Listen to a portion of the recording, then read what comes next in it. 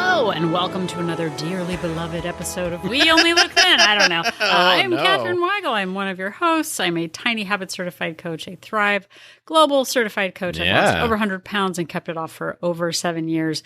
And with me is my dearly beloved Donald Weigel. And I have lost about 100 pounds. I've kept it off for about 7 years now. And we are here to talk about it. Yeah. We can talk about how you can do it too. Yeah. And I honestly, as I was saying it, I couldn't remember. Do you say dearly beloved when people are getting married or at a funeral? When you said it, I was like, oh, they say that at weddings. And then I was like, wait, do they also say it at funerals? I don't remember. I feel like it's maybe just weddings, but I'm not sure. Yeah, I don't know. Well, whatever they say. Hey, you guys. Hey, you guys, welcome to the funeral. Welcome to the funeral. But okay, I don't know when anyone says anything. At this point, I mean, with everything going on in the world right now, people say anything whenever they want to say anything, I suppose that's true. Right? Yeah. You can wear white after Labor Day. It doesn't even matter anymore. Who even knows? Vertical stripes with horizontal stripes. Things don't meet, words change meanings. Literally doesn't mean literally anymore. So we can kind of do whatever we want. Yeah, that really particularly bothers me. That literally can mean the opposite of what it's supposed to mean suddenly because people have just misused it so much. What did we say on the last episode? Inaudible? No. Inauspicious. Inauspicious. Yeah, the dictionary definition it is not of inauspicious was not auspicious. Not auspicious. So this is an auspiciously beloved. I don't know what it is. And it doesn't really matter. But I don't know. It harkens. The last episode, we talked about the pre-mortem. Yes. Before death. Yeah. Before, death. And on this episode, we're going to switch it up completely. Oh, wow. And now we're going to do a postmortem. Oh, boy. Postmortem. But the best thing about someone, if they did a postmortem on me when they meant to be after in 50,000 years when I pass away. Yeah. I would already be gone, and so I couldn't hear people talking about me. Oh, yeah. I wouldn't want, Quincy to be like, oh, look, Katherine, we did some digging, and she brought it on herself. I don't want to be around to hear people say that about me. I'm afraid the medical examiner is going to cut me open, and they'll just find melted cheese. Melted cheese. That'll just all that's in there. Some sort of brie situation, put it on a cracker. That's not okay. They're like, how did this man live as long as he did? I didn't actually, on the last episode I didn't say this, but speaking of man cheese, let's not say that again. I was looking up chapters in the survival world's worst case scenario handbook survivor guide, and one of the categories included the chapter on how to decide who to eat first was one of the. And I was like, you know what? If we're at that point. Yeah. Just let the piranha do whatever they're going to do with me. I don't want to be part of the conversation. I feel like it's not a good, do we go there? I don't think we go there. If we have to go there, it's not really worth it anymore. Yeah. I feel like at that point, just let sweet death take you. Yeah. Just go to sleep. Just go to sleep. It's fine. But in this. Does my calorie counting app have human flesh in it? No, it doesn't. Okay, good. It does have the tears of my enemies, though. Oh, yeah. But what? Everybody appropriates other people's stuff. I'm just going to say that. Yeah. So postmortems originally were examinations done after someone had dearly departed. Yeah. Right? Right. Dearly departed. Yeah. So dearly beloved are the people that are around. Dearly departed are the people that went away. There you go. There we go. Now you got it. Yeah. They don't say dearly departed. They don't say airports, it they don't say it at a funeral. No. Welcome, dearly departed. Okay. Oh no. So medical examiners like Quincy, medical examiner, would review and figure out what was the cause of death. What happened? It's fine. Okay. But then businesses were invented. Yeah. And businesses were like, I don't want to come up with new words for stuff. I'm going to take from the nice people. I'm going to take from the people. I'm going to take their words. I'm going to use them for me, is what businesses did. Oh, boy. Businesses. Just another black mark on their name. So businesses, just like they do pre-mortems, then one guy was like, ooh, what if we do a post-mortem? And they're like, yes, it's ours now. We own the post-mortems, and now we get to do them.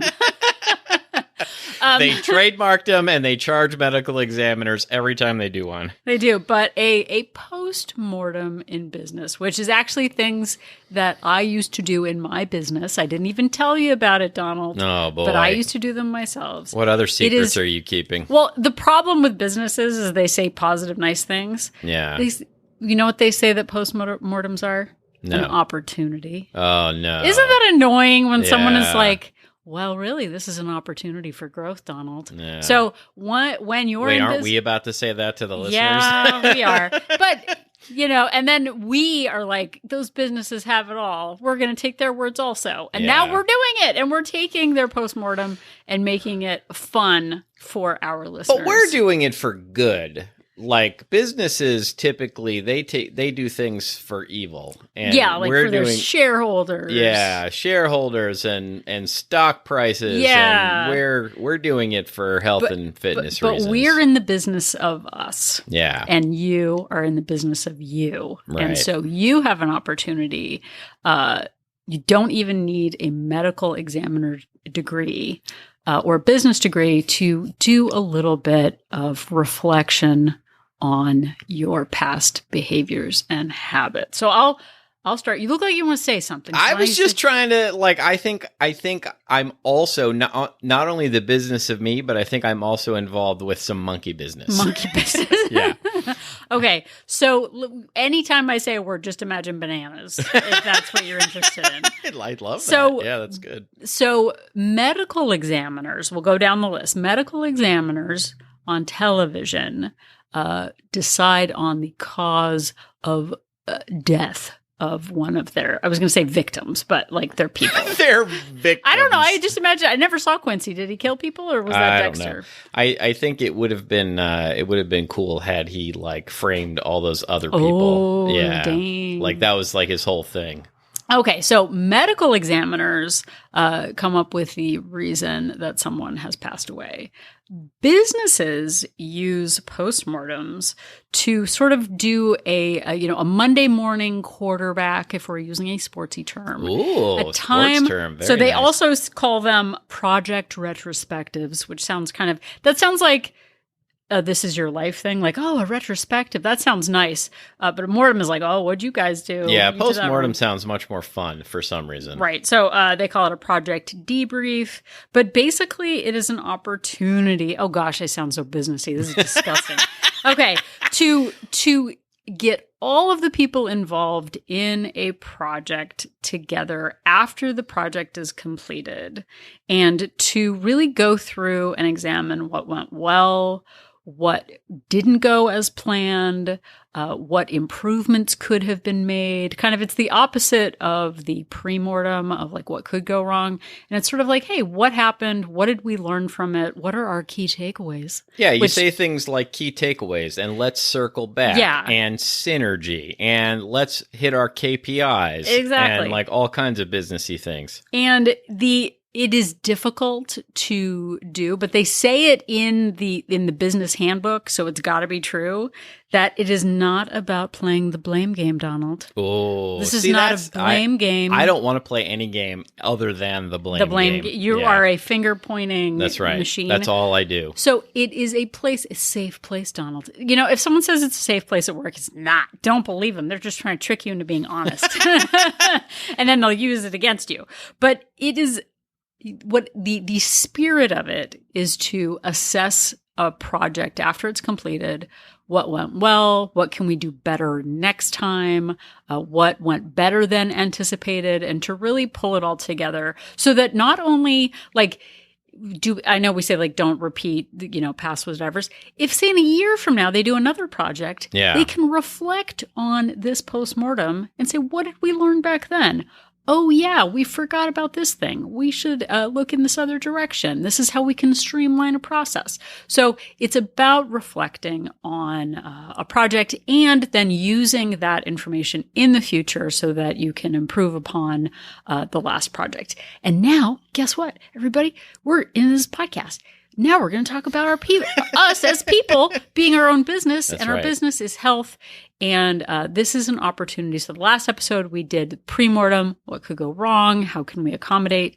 And this is an opportunity after maybe a period of time, maybe after a vacation, after a week away, or after maybe a successful period in your weight loss joint venture, to really reflect on your key takeaways, yes, etc. And this can be good for, if there's a if you have a short term setback. It can also be good if you're having some success to do this and actually write it down, because there may come a time in the future where you're not having so much success and you can go back and refer to, oh yeah, that's what I was doing when things were going really well for me. Well, and I was on a Zoom this morning with We Only Look Thin WOLT, and I was talking about last October, I had a 10-week period that I did really well, really focused, and because I actually wrote down what my habits were, what my food choices were, how much activity I was getting in, abstaining from alcohol, etc. I actually have a little bit of a roadmap that I can go back to retrace my steps and find success again. So it's not a things mystery. Like that can be really valuable, when you in the future might lose your way or be asking yourself, like, why are things not working for me now? You can go back and look at that and figure it out. Right. So again, we are going to ask you to do your own postmortem on maybe a recent period. Maybe it is a weekend vacation, some challenges, or a short-term period of success. So we're not asking you to lay out the last 5 years. This is kind of a short-term goal.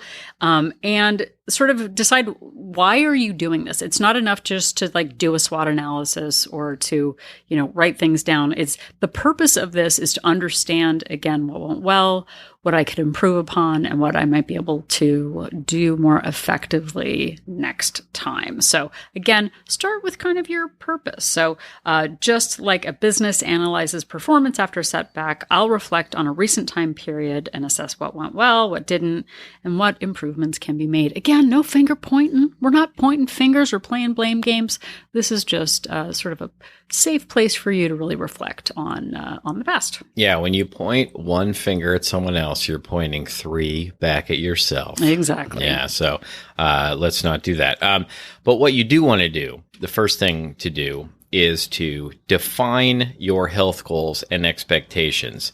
So what were the goals that you set for yourself before this period of time that you're trying to analyze? Outline those goals that you had in mind. Maybe it was exercise consistency or eating habits or stress management or sleep hygiene. And just like a company sets goals, a company might have targets for revenue or project deadlines, you had health goals that you wanted to achieve. And what were they and how did they go? Right. So the next one is you've got your goals. The next one is what actually happened during that time period. So again, last week we talked about sort of planning for the month ahead. So what happened? How did you stick to your goals? What went well? What were you able to maintain in the past few weeks? So again, maybe things didn't go exactly as planned, but if you can break apart each of the habits that you have, you can still say to yourself, well, and this is sort of, again, back to the SWOT analysis. What were your strengths in this period? Yeah. Well, I weighed in consistently. I tracked consistently. I got in daily activity. I always had my Fitbit on. I pumped up the volume. So there are lots of ways, again, to remember that just because maybe something didn't go exactly as planned, I really hoped I would lose 3 pounds this month. Right. You didn't. You can still look at all of the successes that you had. And it's important to remind yourself of the things you do well so that you don't get mired down in I just can't do this, I'm a failure, that sort of, negative self-talk, because that doesn't help you in terms of moving forward. But try and remember that there are a lot of things that you did right along the way. Right. So after you review what went well, what didn't go as planned? Where did you deviate from your health goals? Focus on specific instances. So for example, this was unexpected, but our teen ended up being home from school for a few days and I had to take her to some medical appointments.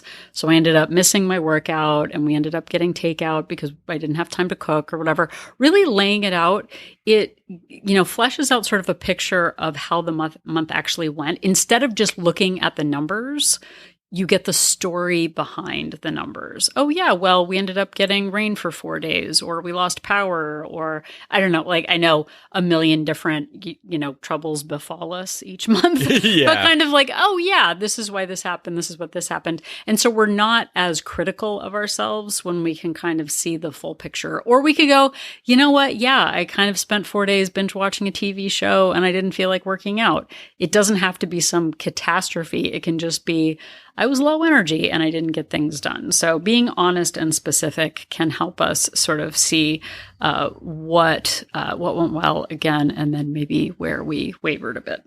And then this next part is where the rubber starts meeting the road, so to speak. So businesses look at external market conditions, like things that they can't control, economic shifts, and they also look at internal operations, like their team performance or things that maybe internally contributed to their success or failure.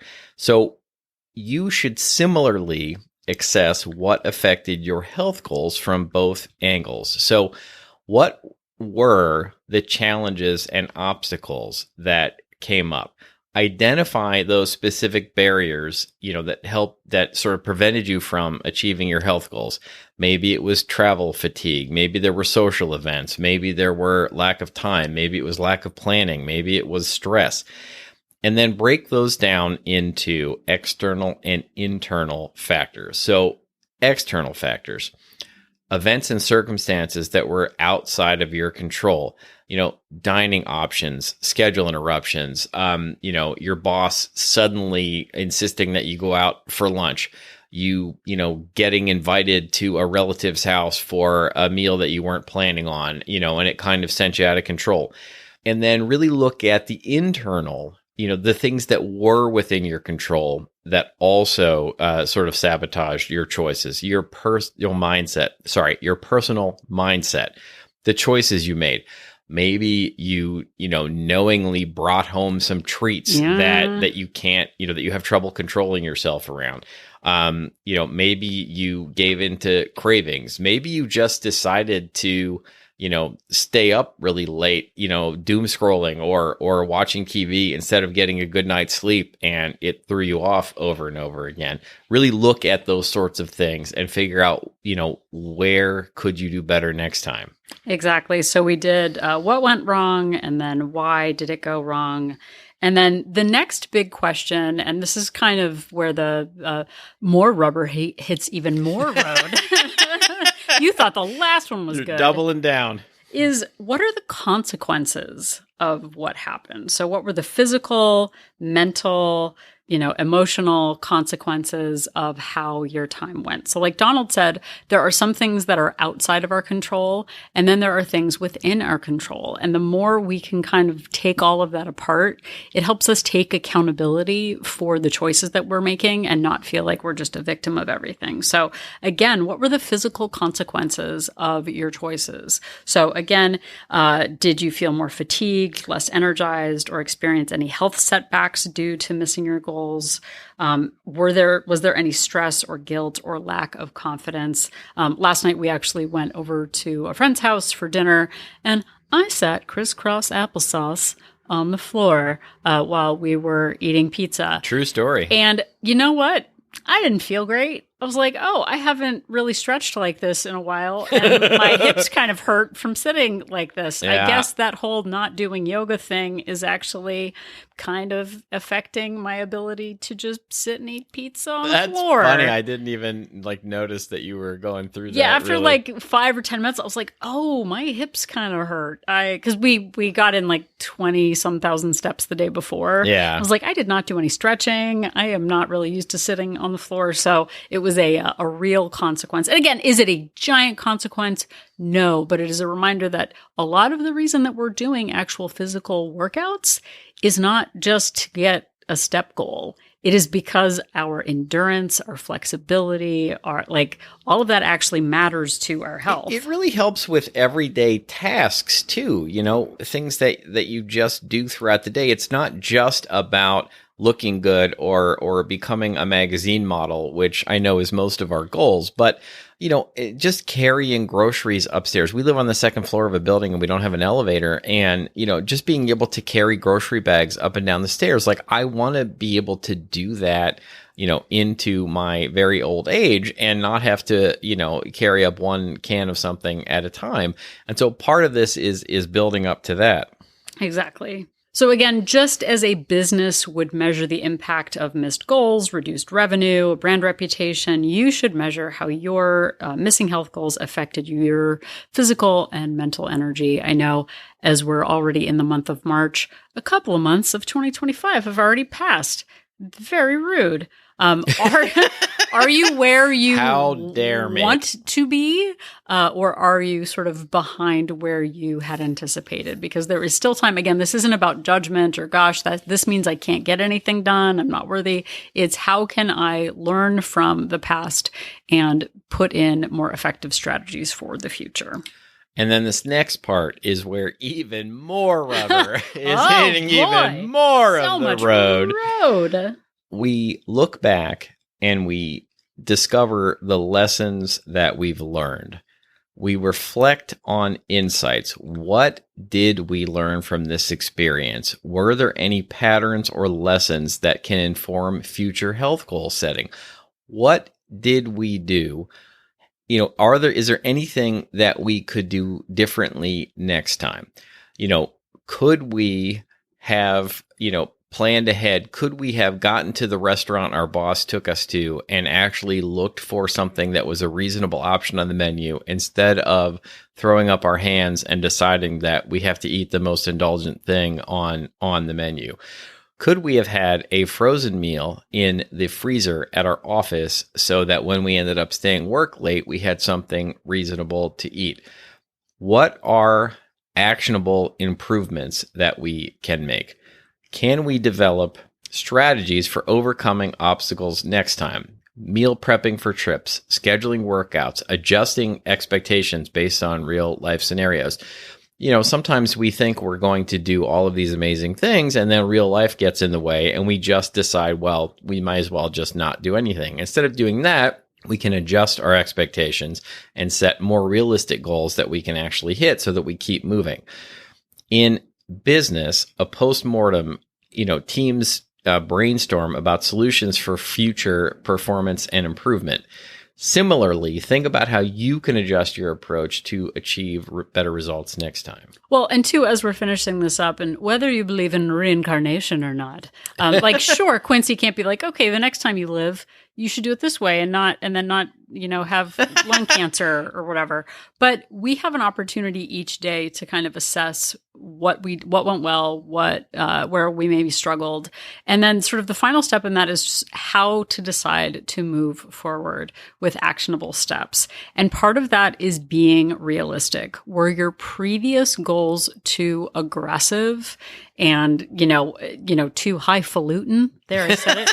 Like maybe what I want is to eat at a deficit every day. But judging by the last 3 weeks, I've only hit a deficit 3 days a week out of 7. So maybe a more realistic goal this time would be to shoot for 4 days a week or 5 days a week. It doesn't mean we have to just double down and go, well, this time I'm really going to get serious about it and I'm going to just have the exact same goals as last time. If we don't actually reflect on our actual lives and circumstances and meet ourselves where we are with a little bit of a push, we're just going to feel like failures all the time. But if we reduce our goals a little bit, we might find that we're actually more successful. One example for me was last year, I found I was only getting about 7,000 steps a day in December. Yeah. And so my goal was 14. I was like, I'm at 7,000 steps. I'm never going to hit 14, so why bother? So reflecting on that, I actually increased my step target to 10,000 steps, or I decreased it to 10,000.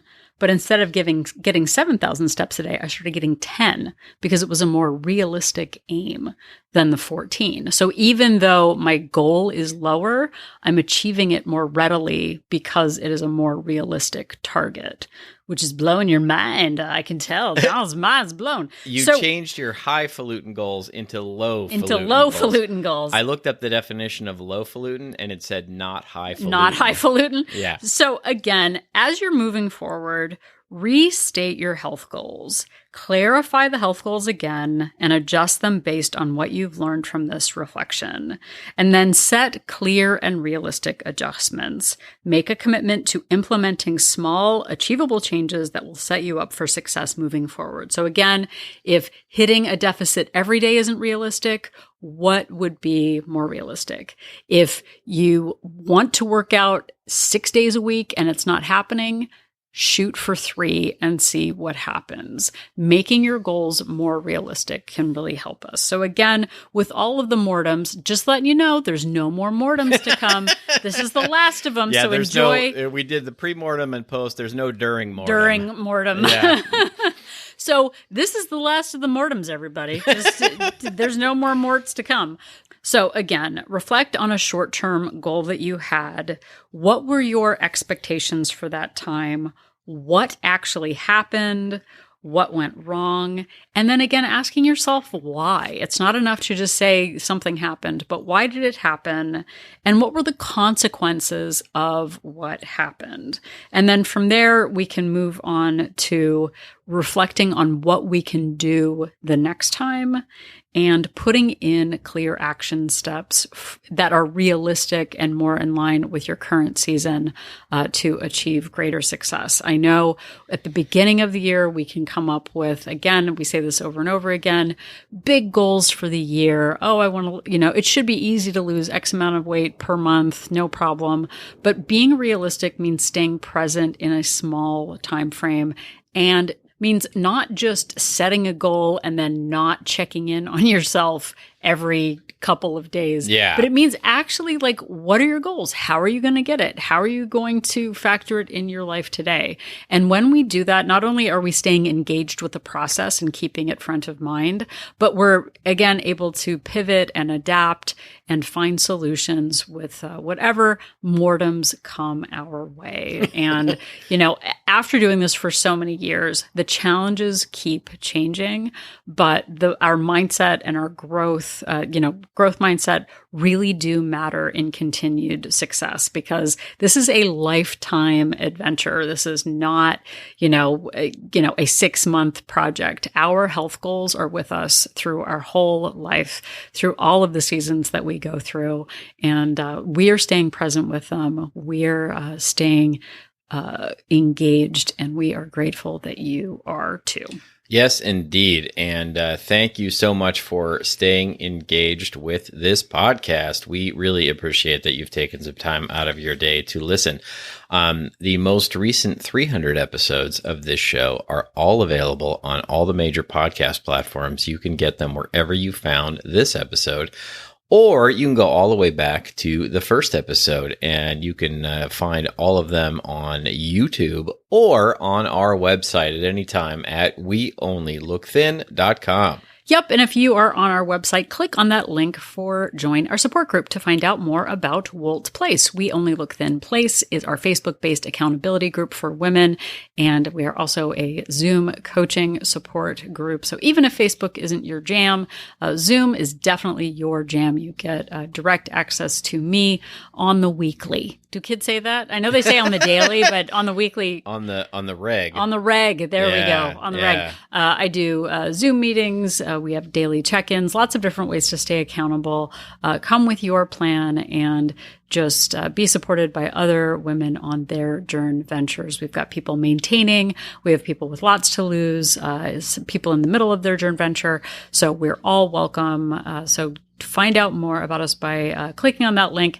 And we have 2 subscription options, a monthly subscription with a 3-day complimentary trial and a 3-month subscription with a 7-day complimentary trial to see if WOLT Place is right for you. Yeah, so please check it out. And you can also check us out on social media. We are on Instagram and Facebook at We Only Look Thin.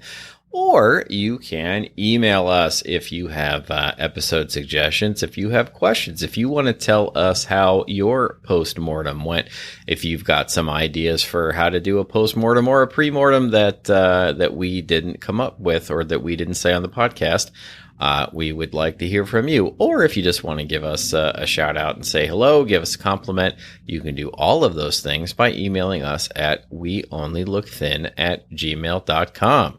Yep. And if you have a couple of extra minutes, please head over to Apple Podcasts. I know we say this every week, but please, pretty please. Was that what you were waiting for? I said pretty please. Head over there, leave us a rating and a review. Not only does it let us know that what we're doing after all of these years is still connecting with our listeners, but it also helps other people find our podcast when they are looking for helpful, cool beans, non-mortem related podcasts that also talk about business like ours. Absolutely. That's definitely, when you go through the filter, I think you can do that. It's a very, very niche audience that we're trying to reach there. Another thing you can do that really helps us out is just to tell somebody about the show. If you're in a conversation or if you know somebody who might get something out of the show and you mention us, it really does help the show grow. People really value your opinions. And when they hear that you're getting something out of a podcast like ours, they will believe you and check it out as well. And it would really help us out.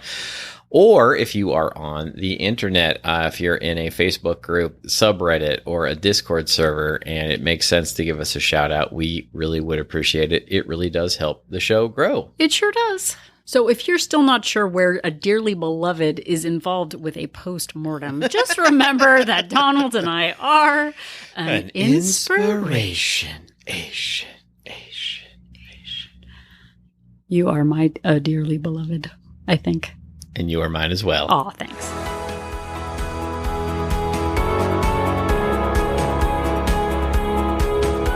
The information that you hear on this podcast is for informational purposes only. The hosts are not medical professionals. You should always consult with your doctor, nurse, or other certified health professional before beginning any diet or fitness program.